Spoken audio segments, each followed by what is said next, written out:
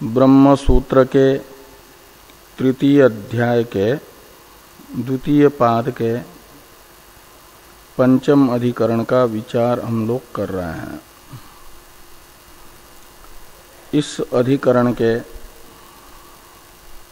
11 सूत्रों में से 2 सूत्रों का विचार हम लोग कर चुके हैं। तीसरे सूत्र का विचार अच्छा हाँ, तो दूसरे सूत्र के व्याख्यान रूप भाष्य की कुछ चर्चा हो चुकी है, कुछ चर्चा अवशिष्ट है। इस अधिकरण से तत्त्वमसि वाक्यांतर्गत तत्पदार्थ शोधन प्रारंभ हुआ है। तत्पदार्थ में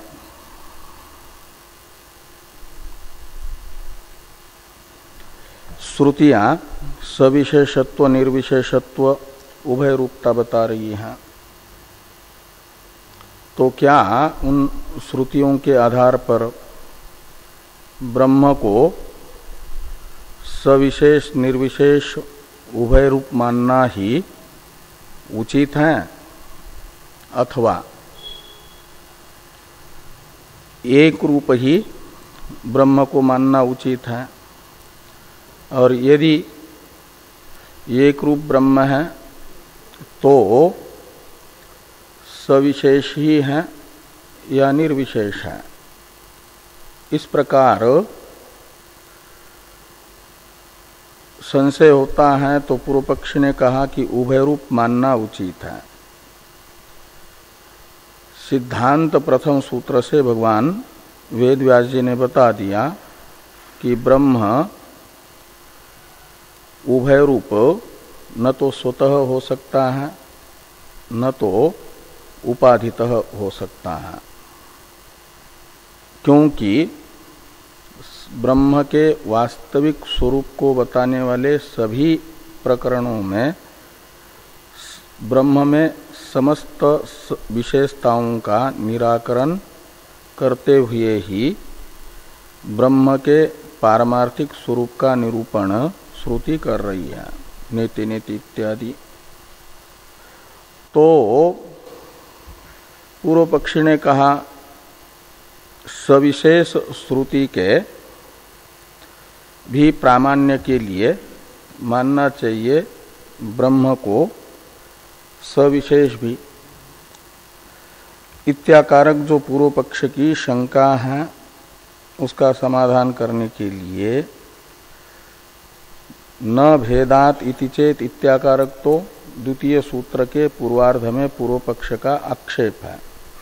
यानी ब्रह्म को निर्विशेष श्रुति स्वरूप प्रतिपादक श्रुति के अनुरोध से केवल निर्विशेष ही नहीं माना जा सकता,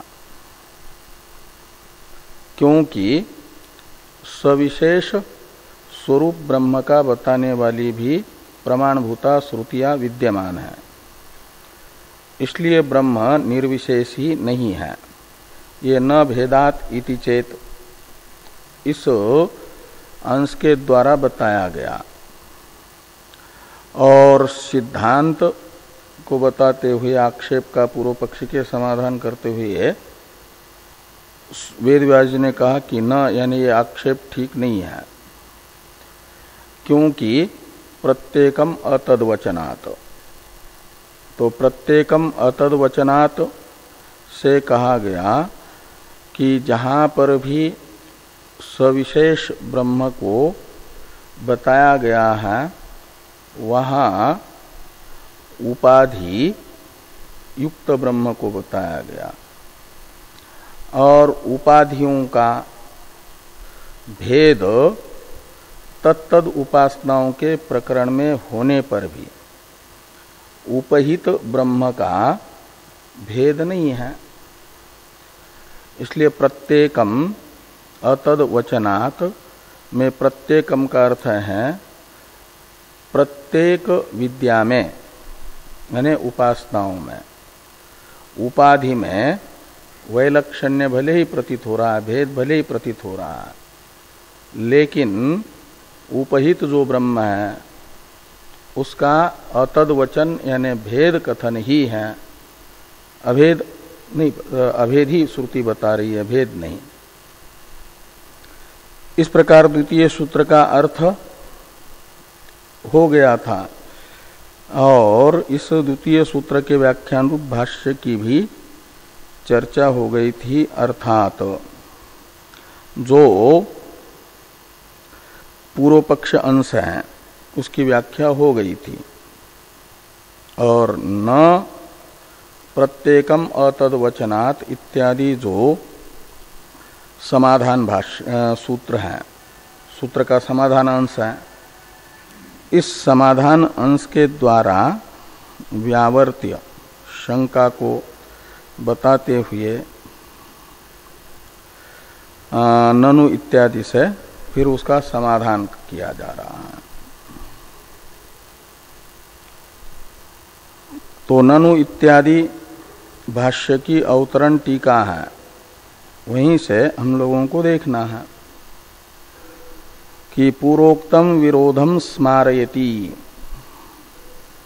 प्रथम सूत्र के व्याख्यान के अवसर पर भाष्य में ब्रह्म को उभय रूप मानने पर विरोध होता है, ये जो कहा गया था उसका स्मरण सिद्धांति के अनुयायी करा रहे हैं पूर्व पक्षी को।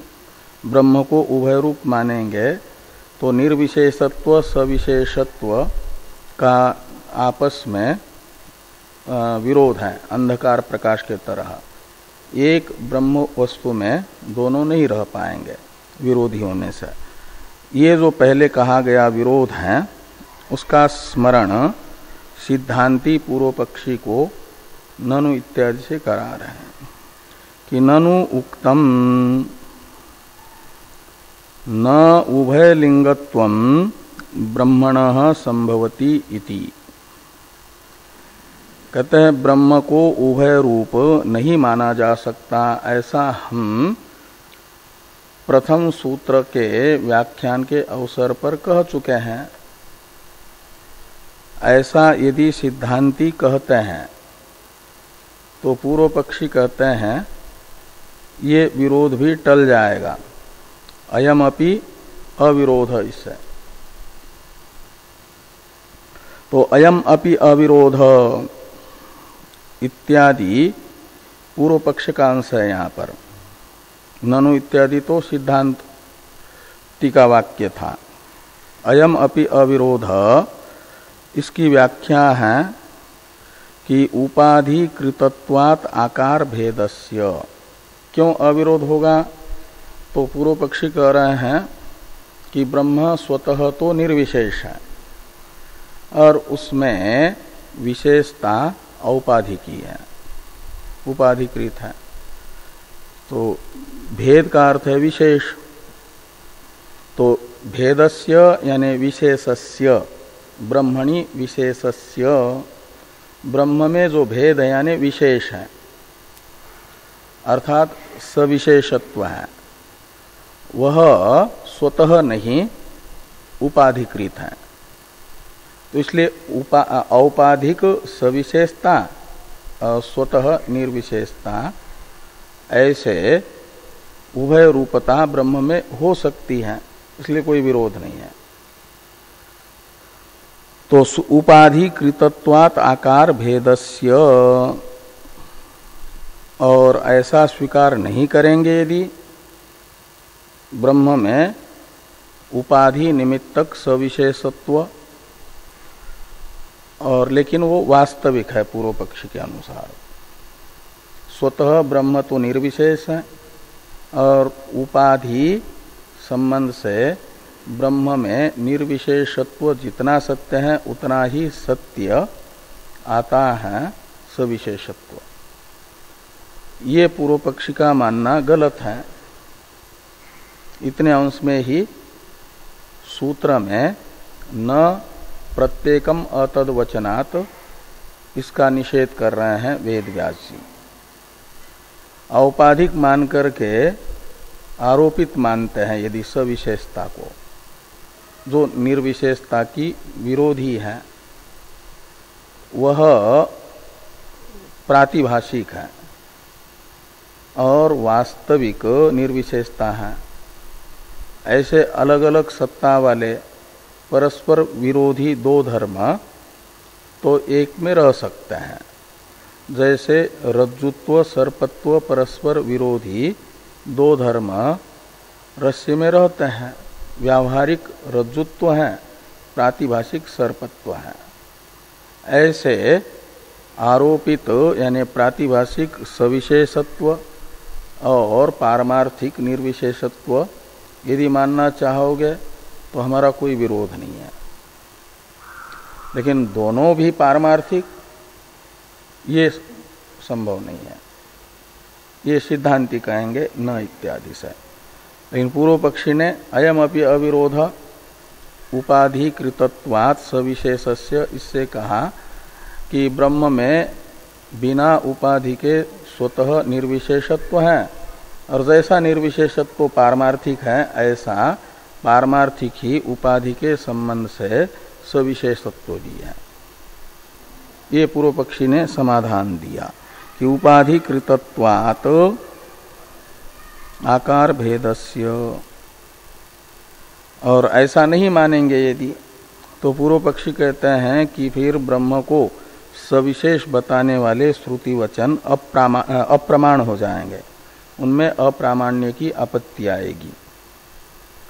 तो अन्यथा ही निर्विषयम् एव भेद शास्त्रम प्रसज्जेत इति चेत, तो अन्यथा भेद शास्त्र निर्विषय ही प्राप्त होगा, मतलब अप्रमाण होगा, उसका कोई वास्तविक विषय नहीं होगा। प्रमाण है तो उसका वास्तविक विषय होता है, तो कोई तो और सविशेषत्व को वास्तविक नहीं मानेंगे तो वो निर्विषय हो जाएगा सविशेष शास्त्र।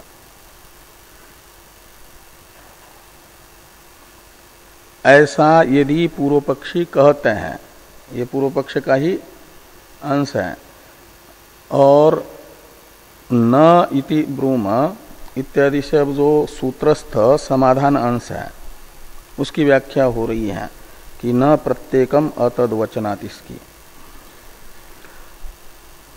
कि न इति ब्रूम।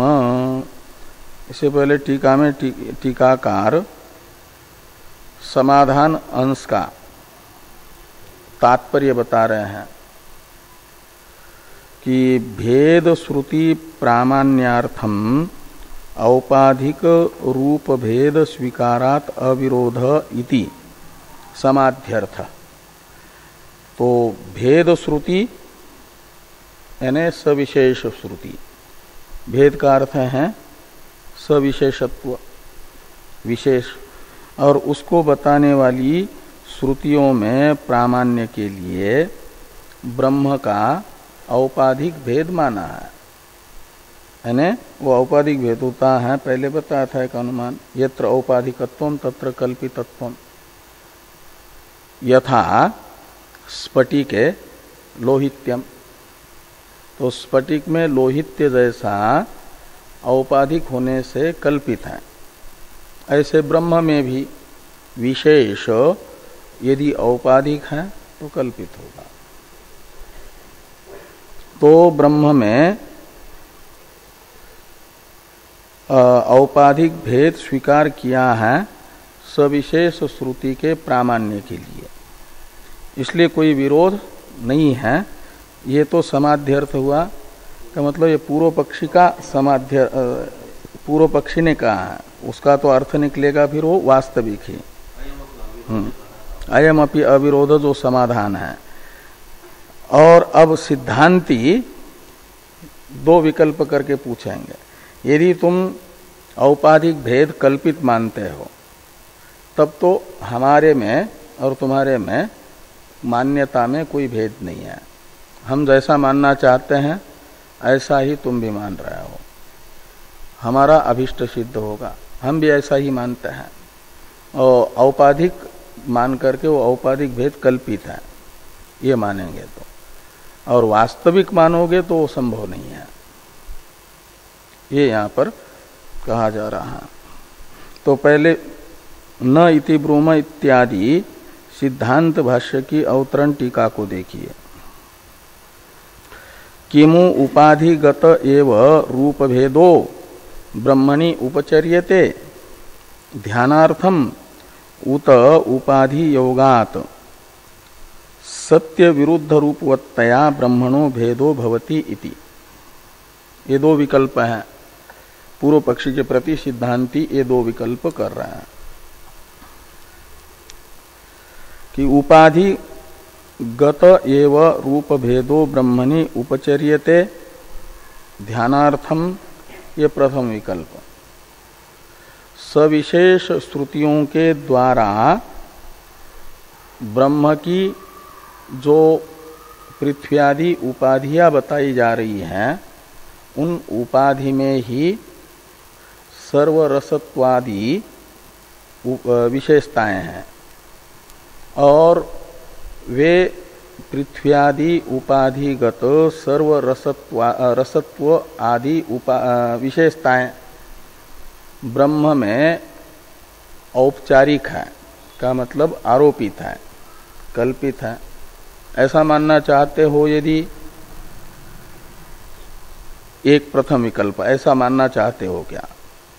दूसरा उत का अर्थ है अथवा, ये दूसरा विकल्प है कि उपाधि योगात पृथ्व्यादि उपाधि के संबंध से सत्य और विरुद्ध यानी जो निरुपाधिक सविशेषत्व है, स्वतः सविशेषत्व, उसका विरोधी सत्य सविशेषत्व उपाधि के संबंध से ब्रह्म में मानना चाहते हो। ये दो विकल्प हुए। इति वत्तया भेदो भवति इति, उसमें से सिद्धांति कह रहे हैं आद्य अस्मद इष्ट सिद्धि। यदि प्रथम विकल्प मानोगे पृथ्व्यादि उपाधि के संसर्ग से पृथ्व्यादि उपाधि गत ही सर्व रसत्व आदि विशेषताएं तद उपाधिक ब्रह्म में आरोपित है उपासना के लिए, तो हम ऐसा मानते हैं, कोई विरोध नहीं है, वो कल्पित हो गई, पारमार्थिक तो निर्विशेषता ही रही।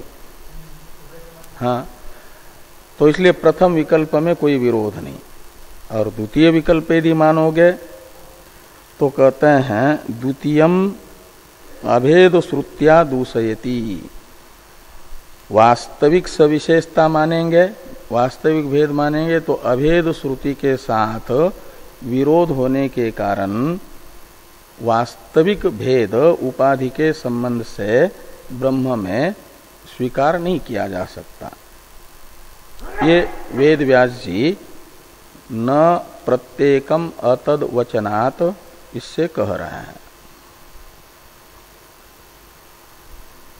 तो भाष्य में है न इति ब्रूम का मतलब पृथ्व्यादि उपाधि के संसर्ग से सर्व रसत्व आदि ब्रह्म में ही वास्तविक विशेषताएं आ जाती हैं, सविशेषता के विरोधी, ये नहीं कहा जा सकता।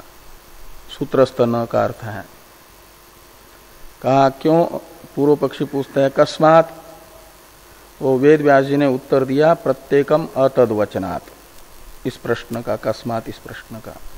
उसकी व्याख्या है प्रत्येकम अतद्वचनात् इत्यादि की। प्रत्येकम पद का अर्थ करते हैं प्रति उपाधि भेदम, जो भी उपनिषदों में सविशेष ब्रह्म विद्या है, सगुण ब्रह्म विद्या है, उपासनाएं, अनेक उपासनाएं हैं, उन उपासनाओं में अलग अलग उपाधियां ब्रह्म की बताई गई हैं और उन अलग अलग उपाधियों में विशेषताएं भी यानी गुण भी अलग अलग हैं और तत्तद उपासनाओं में उपाधिगत जो अलग अलग गुण, उन गुणों को लेकर के ब्रह्म में उपाधि के गुणों का आरोप करके चिंतन होता है। तो एक उपासना मानी जाती है। लेकिन वहां जो उपाधियां बताई गई हैं तो उसमें चिंतनीय ब्रह्म एक बताया गया। सर्वत्र ब्रह्म की ही उपासना है, चाहे आदित्य उपाधिक ब्रह्म की उपासना हो या प्राण उपाधिक ब्रह्म की उपासना हो।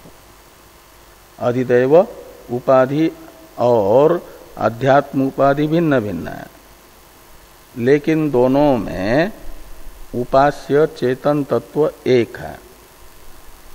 ऐसे चाहे शांडिल्य विद्या हो चाहे दहर विद्या हो, उपास्य कोई ब्रह्म को छोड़कर तो सबका सब जड़ है, और किसी जड़ की उपासना उपनिषदों में नहीं बताई है, चेतन की उपासना बताई है।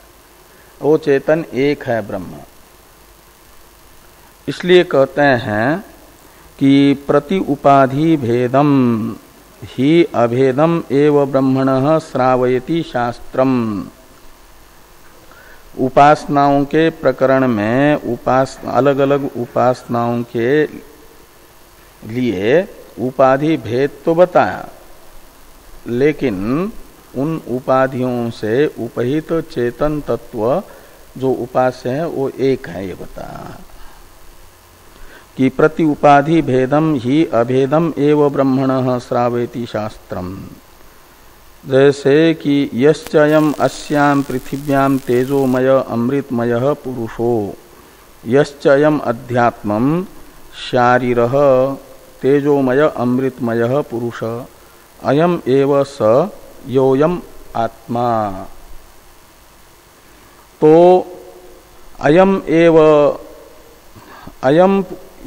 स यो अयम आत्मा, ये जो वाक्य है अध्यात्म उपाधि और अधिदैव उपाधि में भिन्न भिन्न प्रतीत होने वाला जो तेजोमय अमृतमय पुरुष है, उपास्य उपाधि के कारण भिन्न भिन्न सा प्रतीत होने वाला, उसे एक बता रहा है।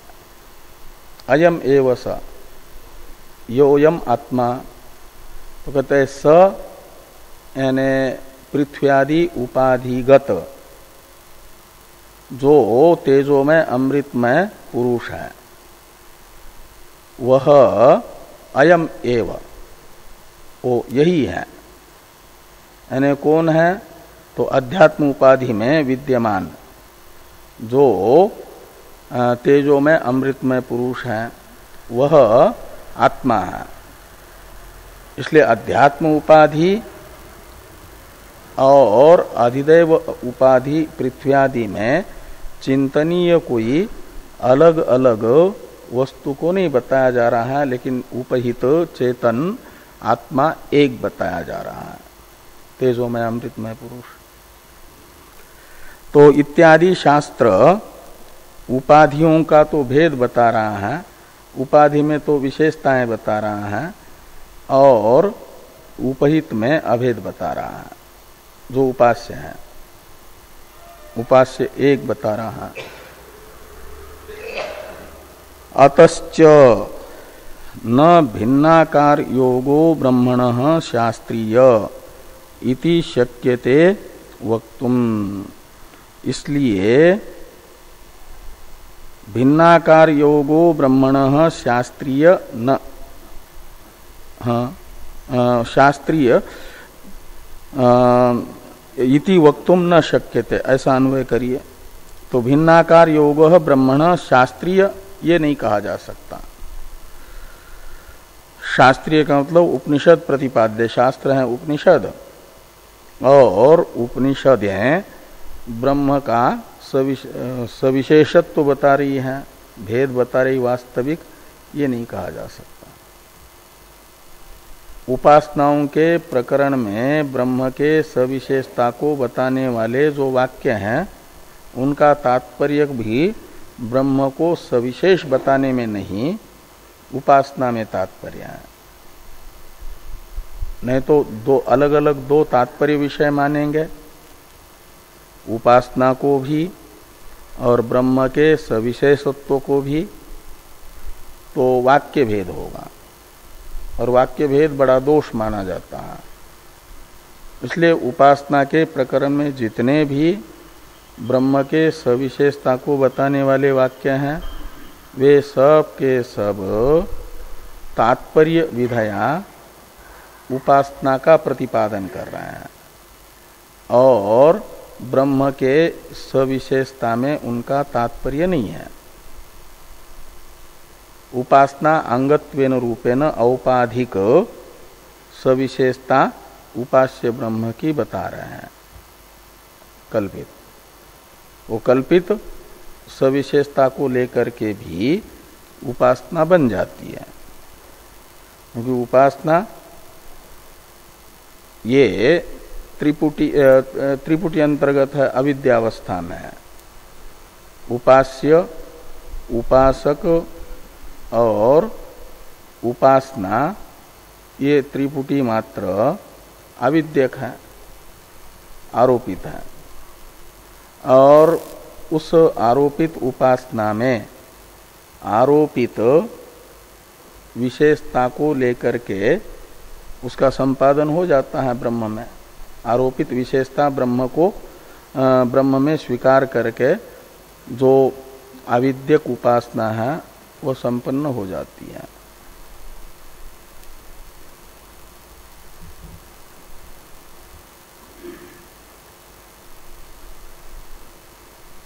तो अतश्च न भिन्नाकार योगो ब्रह्मण शास्त्रीय इति वक्तुम शक्यते, न कान्वय शक्यते के साथ है।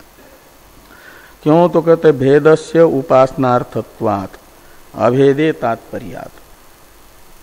जो उपासना के प्रकरण में भेद यानी विशेषताएं बताई गई हैं वे उपासना के लिए हैं,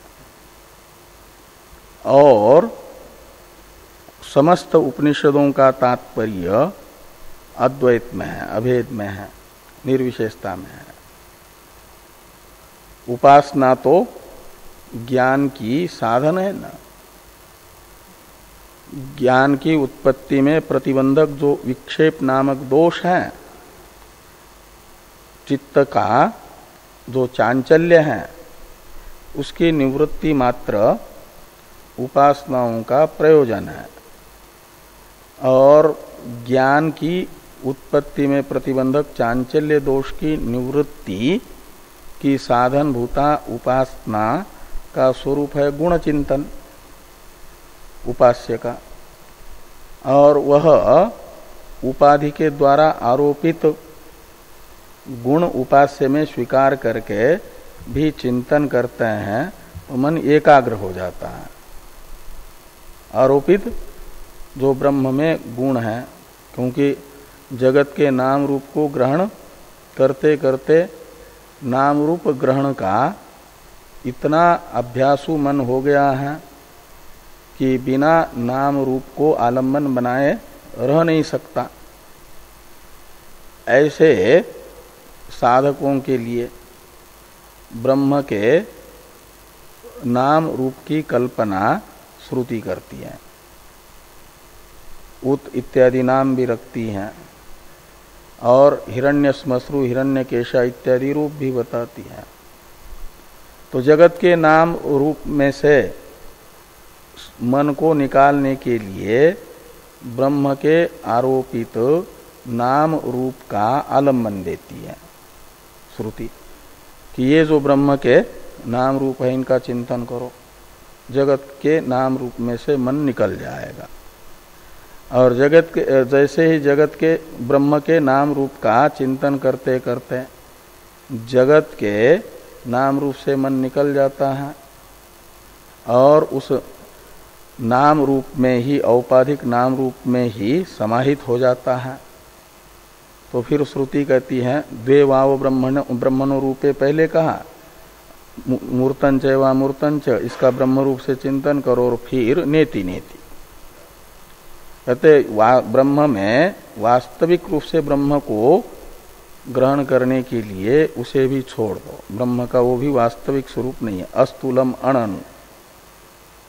ज्ञेय विक्षेप निवृत्त हो गया है जिस साधक का, उसे फिर उपक्रम उपसंगार आदि तात्पर्य निर्णायक प्रमाणों के आधार पर श्रुति कहती है कि उपनिषदों का परम तात्पर्य जिसमें है उसका विचार करो और उसका विचार से निर्धारण करो। निर्धारण विचार से होगा, श्रवण मनन निधिध्यासन से निर्विशेष ही ब्रह्म है। ऐसा समस्त उपनिषदों का, उपनिषदों जो उपासना के प्रतिपादक उपनिषद वाक्य हैं वो भी परंपराया अद्वैत में ही, अभेद में ही पर्यवसित होते हैं। सहसा सुरों में भले ही उनमें भेद प्रतीत हो रहा है, लेकिन वो भेद उसके लिए नहीं है, तात्पर्य विषयतया नहीं है। इसे बताने के लिए भाष्कर भगवान ने कहा कि भेदस्य उपासनार्थत्वात् अभेदे तात्पर्यात्, तो उपनिषद मात्र का अभेद में तात्पर्य है। इसलिए समस्त उपनिषदों का तात्पर्य बताते हुए भाष्कर भगवान ने ये कहा न कि ब्रह्मात्म एकत्व विद्या प्रतिपत्ते च सर्वे वेदांता आरभन्ते, उसमें सर्वे शब्द का प्रयोग किया है ना। एक दो वेदांत यानी उपनिषदों के प्रकरण नहीं, उपनिषद मात्र जिसको भी उपनिषद कहा जाता है, वेदांत कहा जाता है, वो सब वेदांत यानी वेदों का ज्ञान कांड मात्र। वेद प्रतिपाद्य तो दो ही अर्थ है ना, धर्म और ब्रह्म।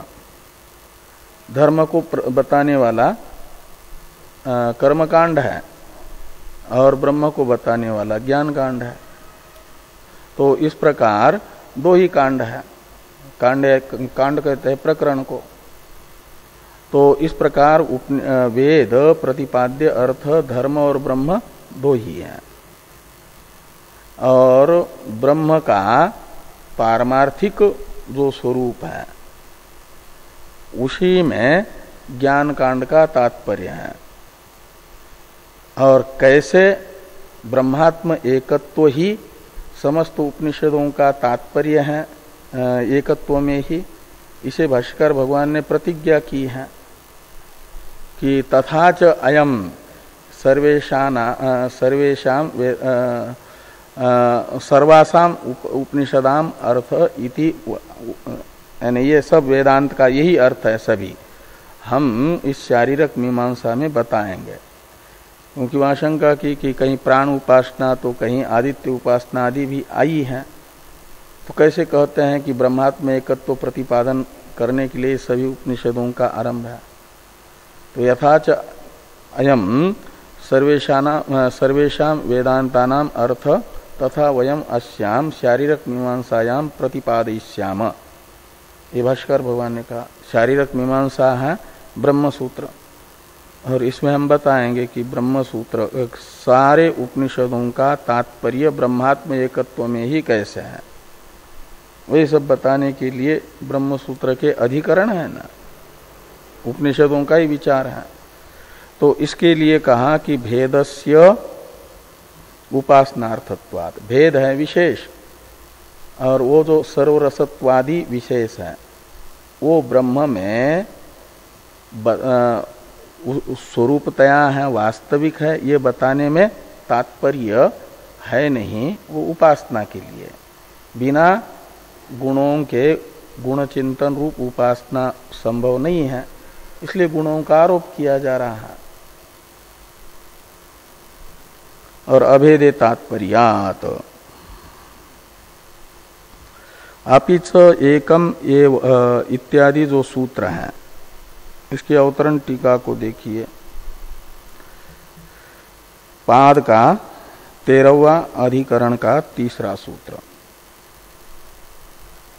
द्वैत निंदा पूर्वकम अद्वैत उक्तेश्च निर्विशेषम तत्वम इति सूत्रार्थम आह अपिच इति। तो अपिच इत्यादि जो सूत्र हैं इसका यह अर्थ है, आने वाला जो सूत्र है कि उपनिषदों में यदि भेद विवक्षित होता तो श्रुति भेद की निंदा न करती। जिसको अधिकारी के द्वारा छुड़ाना है, अधिकारी को जहां से निवृत्त करना है उसकी निंदा करता है शास्त्र, और जिसमें प्रवृत्त करना है उसकी प्रशंसा करता है। तो भेद दर्शन की कर्म का ज्ञान कांडात्मक शास्त्र निंदा करता है और अद्वैत दर्शन की प्रशंसा करता है। तो वेदांत शास्त्र के द्वारा यानी उपनिषदों के द्वारा भेद दर्शन की निंदा पूर्वक जो अभेद दर्शन बताया जा रहा है, अभेद ज्ञापन किया जा रहा है, वह भी ज्ञापन करता है कि यदि सविशेष स्वरूप ब्रह्म का वास्तविक होता तो फिर निंदा न करती श्रुति, निंदे न होता।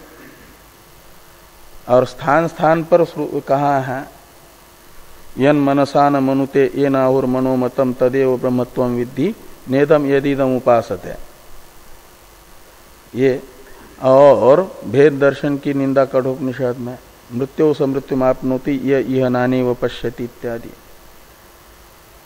तो ये भेद दर्शन का फल मृत्यु जैसा अनर्थ बता करके निंदा कर रही है श्रुति, और अभेद दर्शन का फल है न स पुनरावर्तते भिद्यते हृदय ग्रंथि छिद्यन्ते सर्व संशया क्षीयन्ते चास्य कर्माणि तस्मिन् दृष्टे परावरे आनंदम ब्रह्मणो विद्वान न बिभेति कुतश्चन इत्यादि भय की निवृत्ति एक अद्वैत ज्ञान का फल बता रही है श्रुति। तो ये इस प्रकार समस्त उपनिषदों के द्वारा भेद निंदा पूर्वक अभेद का कथन होने से भी उपनिषदों का तात्पर्य अभेद में ही है, यानी निर्विशेष स्वरूप में ही है ब्रह्म के, न कि सविशेष स्वरूप में। ये यहाँ पर बताया जा रहा है। इसलिए भी ब्रह्म को उभय रूप नहीं कहा जा सकता। तो तृतीय सूत्र का उच्चारण किया जाए। अपि चैव मेके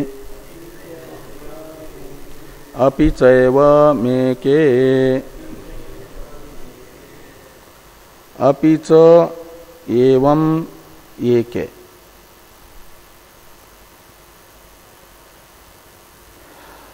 तो अपि च एवं इन तीन निपातों का मिलकर के अर्थ है भेद निंदा पूर्वक अभेद कथन होने से। ये तीनों के तीनों निपात है, और इन निपात समुदायों का अर्थ है दो प्रकार के शब्द होते हैं, निपातात्मक अनिपातात्मक, यानी अव्यय अनव्यय। उनके अनेक अर्थ होते हैं।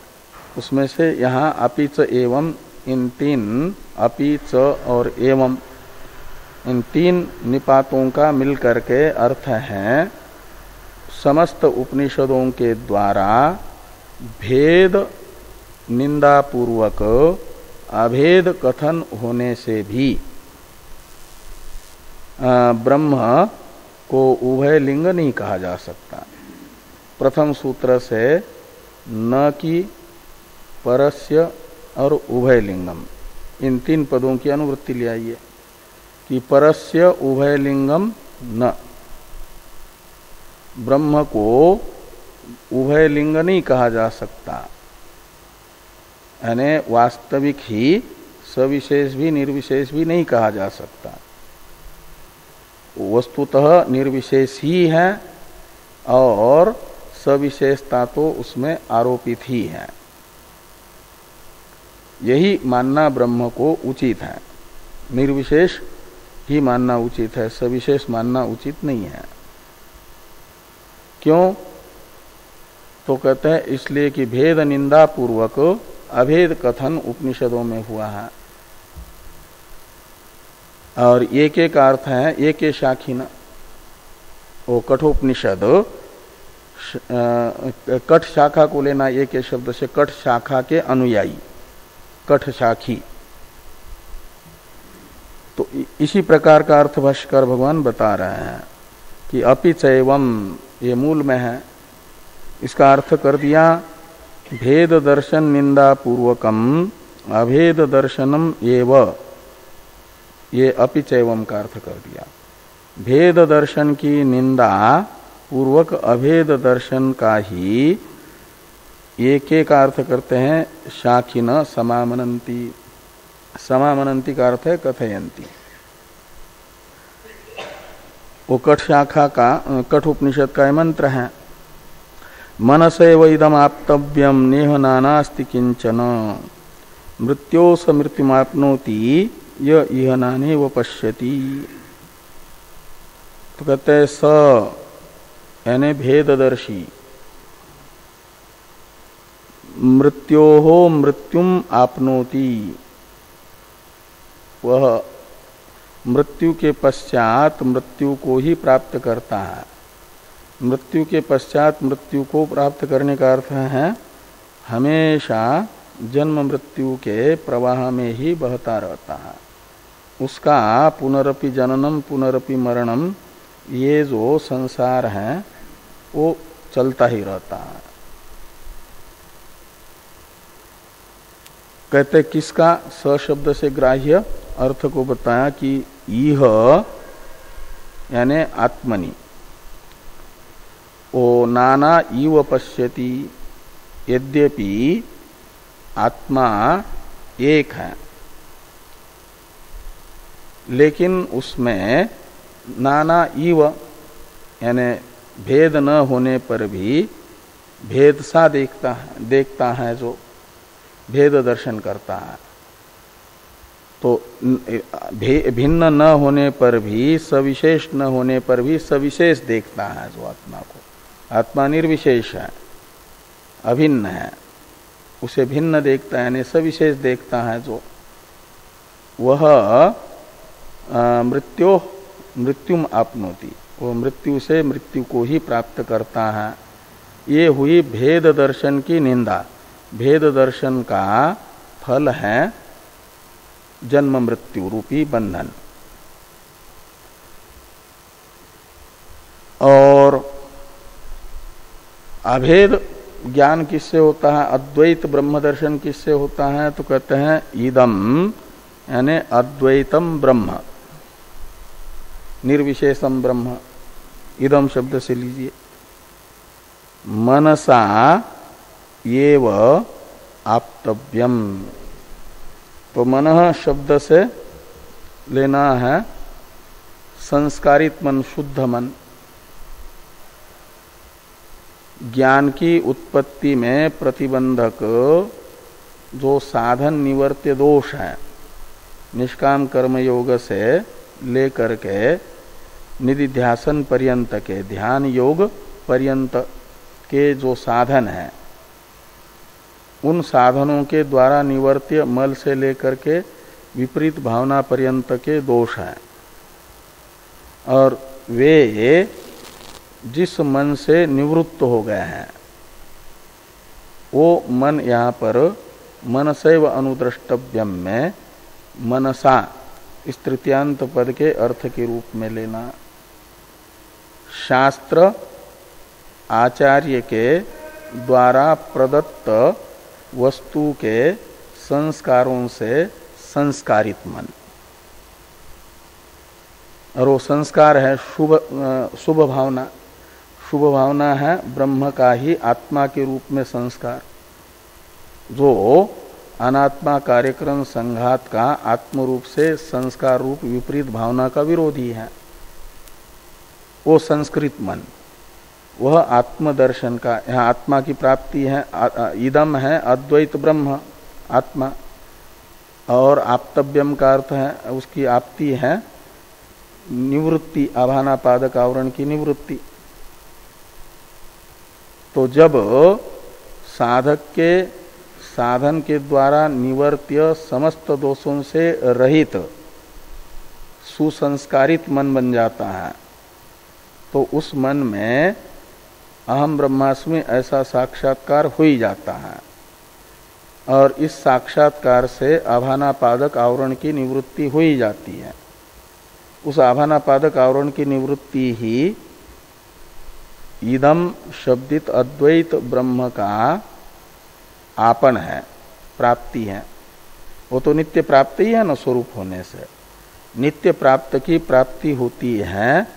नित्य प्राप्त की अप्राप्ति जिसके कारण प्रतीत हो रही है उसकी निवृत्ति, उस आवरण की निवृत्ति। परोक्ष ज्ञान से ही असत्वापादक आवरण तो निवृत्त हो जाता है, शेष रहता है आभानापादक आवरण, वह निवृत्त होता है साक्षात्कार से। और वो साक्षात्कार सुसंस्कारित मन में होता है। वो सुसंस्कारित मन इसलिए साक्षात्कार का साधन है। और साक्षात्कार और आभानापादक आवरण की निवृत्ति ये समकाल में होते हैं, एक क्षणावच्छेदेन होता है। इनमें पौर्वापर्य नहीं है, साध्य साधन भाव तो है। अहम ब्रह्मास्मि ये साक्षात्कार साधन है और आभानापादक आवरण की निवृत्ति साध्य है, फल है। लेकिन ये दोनों अलग अलग समय में नहीं होता। पहले साधन होगा अहम ब्रह्मास्मि ऐसा साक्षात्कार, और उसके साथ कुछ समय तक आभानापादक आवरण रहेगा और फिर चला जाएगा, ऐसा नहीं होता। ये एक काल में होता है। अंधकार की निवृत्ति, प्रकाश का आना, ये दोनों साथ साथ जैसे होता है ऐसे।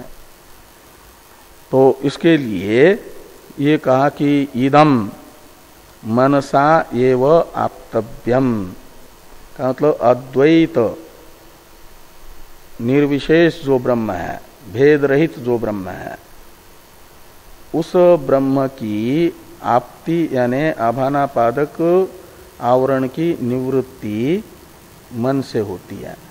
शास्त्र आचार्य के द्वारा प्राप्त संस्कार से संस्कारित मन से होती है। इह नाना नास्ति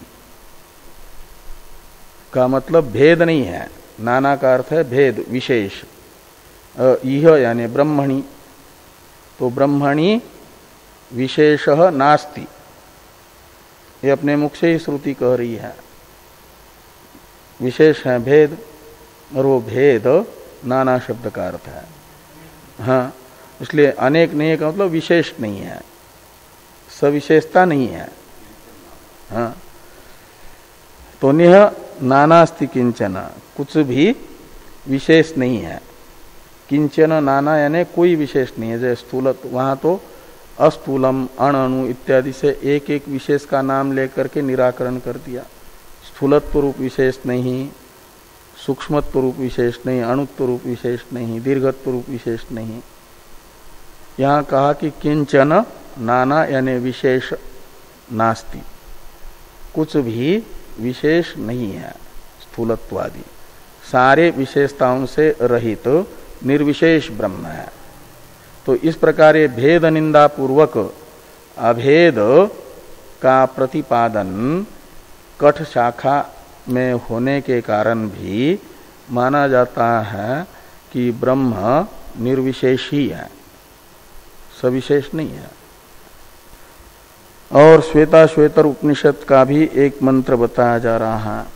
तथा अन्येपि, जैसे कठ शाखा में कठ शाखा वालों ने ब्रह्म के विशेषता का निराकरण करते हुए निर्विशेषता को बताया, ऐसे अन्य लोग भी बताते हैं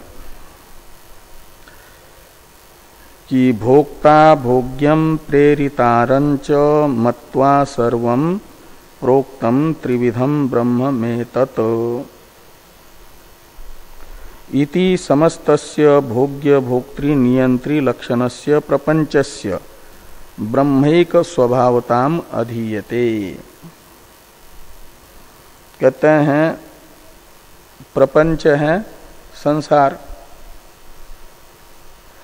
और ये जो संसार है अविद्यावस्था में 3 विभागों में विभक्त है। भोक्ता भोग्य भोजयिता।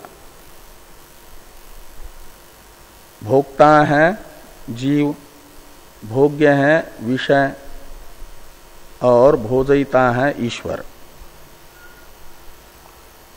जीव है तत्वमसि वाक्यांतर्गत त्वमर्थ और ईश्वर है तत्वमसि वाक्यांतर्गत तत्पद का वाच्यार्थ और भोग्य है उनकी उपाधि जगत शब्दादि विषय। तो उनमें ये कहा गया कि ये जो भोक्ता भोग्य और नियंता, भोक्ता और भोग्य का नियंता भोजयिता ईश्वर, ये सब के सब एक ब्रह्म में विवर्त है, कल्पित है। ये ब्रह्म के ही विवर्त स्वरूप है। ईश्वर भी जो तत्पद वाच्यार्थ है और त्वमपद वाच्यार्थ जो जीव और उपाधिभूत जो भोग्य जगत, ये सब का सब एक तत्पद लक्षार्थ का विवर्त स्वरूप है।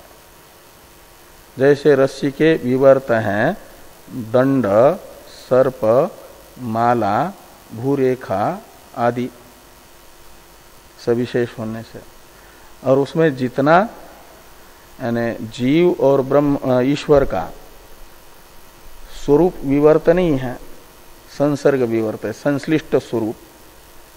इसलिए स्वरूप अध्यास नहीं है ना, आत्मा का संसर्ग अध्यास है।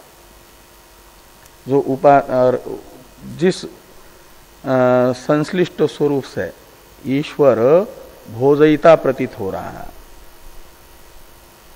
वो संश्लिष्ट स्वरूप है ईश्वर का, और वस्तुतः तो उसमें वो भोजयित्रित्व भी नहीं है ना।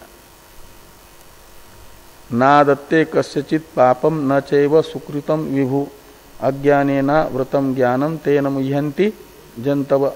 भगवान स्वयं इस वाक्य से अपने लिए कह रहे हैं कि न तो किसी के पुण्य पाप को लेता है, न तो किसी को सुख देता है, न किसी को दुख देता है ईश्वर। और वस्तु यानी परमात्मा वास्तविक जो स्वरूप है, लेकिन ये परमात्मा न तो सुख दुख का दाता है, भोजयिता भी नहीं है। ये जो परमात्मा का पारमार्थिक स्वरूप है, सत्यम ज्ञानम अनंतम ब्रह्म करके बताया गया, उस स्वरूप के अज्ञान के कारण लोग कहते हैं कि भगवान ने हमें सुख दिया, भगवान ने हमें दुख दिया, कर्मफल विधा भगवान ही भुगवा रहा है, ऐसा आरोप करते हैं। लेकिन वस्तुतः भगवान का वो स्वरूप, वो अधिष्ठान है उनका, यानी ऐसा ही जीव का भी वही स्वरूप है, और बाकी ये उपाधि कल्पित है। तो ये भोक्ता भोज्य और भोजयिता ये विवर्त हैं, और इनका अधिष्ठान स्वरूप पारमार्थिक स्वरूप एक निर्विशेष ब्रह्म ही है। इति मत्वा ने विचार्य, ऐसा विचार करके ब्रह्म का निर्धारण करना है। तो ये कह रहे हैं कि इति समस्तस्य भोक्ता भोग्यम प्रेरितारंच मत्वा सर्वं प्रोक्तम त्रिविधम ब्रह्म में तत् इति समस्तस्य भोग्य भोक्त्री नियंत्री लक्षणस्य प्रपंचस्य ब्रह्मैक स्वभावताम अधीयते। ऐसा श्वेताश्वेतर शाखा वाले भी बताते हैं। टीका में एक इस श्रुति का, श्वेताश्वेतर श्रुति का अर्थ कर रहे हैं टीकाकार। एक वाक्य है, इसको देखा जा। भोक्ता जीवो भोग्यम शब्दादि तयोहो प्रेरितारम यानी ईश्वरंच, मत्वा का अर्थ करते हैं विचार्य, में यानी मम प्रोक्तम, इनका विचार करके मुझे तत्सर्वम त्रिविधम ब्रह्मैव, ये जो तीन विभागों में भोक्ता भोग्य भोजयिता, इन तीन विभागों में विभक्त विवर्त रूप से एक ब्रह्म ही है, ऐसा मुझे आचार्य ने बताया और वैसा ही मुझे जानना चाहिए। इति जानियात, ऐसा श्रुति बता रही है एक प्रकार से साधक को। ये कह रहे हैं कि तत्सर्वम त्रिविधम ब्रह्मैव इति जानियात, ऐसा जाने, जानियात यानी ज्ञातव्य, द्रष्टव्य, दर्शनार्ह है। तो इस प्रकार ये इस अधिकरण के तृतीय सूत्र का विचार संपन्न होता है। कल अनध्याय है, परसों स्वाध्याय होगा चतुर्थ सूत्र का।